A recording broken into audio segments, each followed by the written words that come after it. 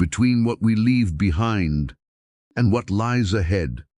There is only the present, and it is ours. Every step is a choice. Every moment is a decision. The path is uncertain, but it is ours to walk. The empty room.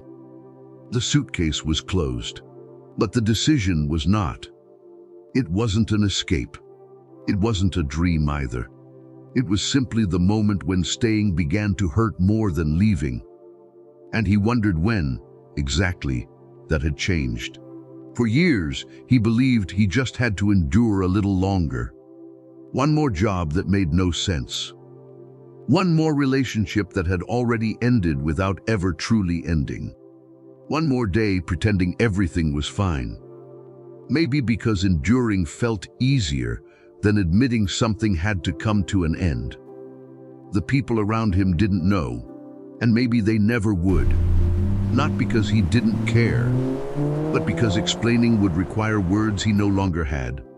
Some things can't be explained without getting lost halfway through the sentence.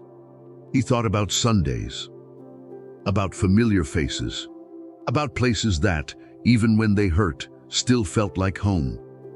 And he wondered how many times he had mistaken habit for belonging.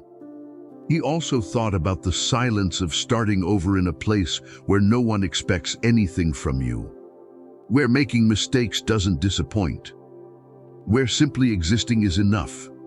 And he realized that maybe the fear wasn't leaving, but discovering who he would be afterward. The ticket was already purchased. The time was getting closer. And for the first time in a long while, he stopped trying to justify the decision. Some choices don't ask for permission. They simply happen when there's no longer any way to postpone them. It wasn't courage. It was necessity. He left without looking back. Not out of contempt, but because some goodbyes only exist when they're never spoken. Maybe it would work out. Maybe it wouldn't. But in that moment, leaving was the only way to keep being who he still believed he could become. Change requires courage, without the certainty of being right. But the choice to change or to stay always belongs to the one who carries it.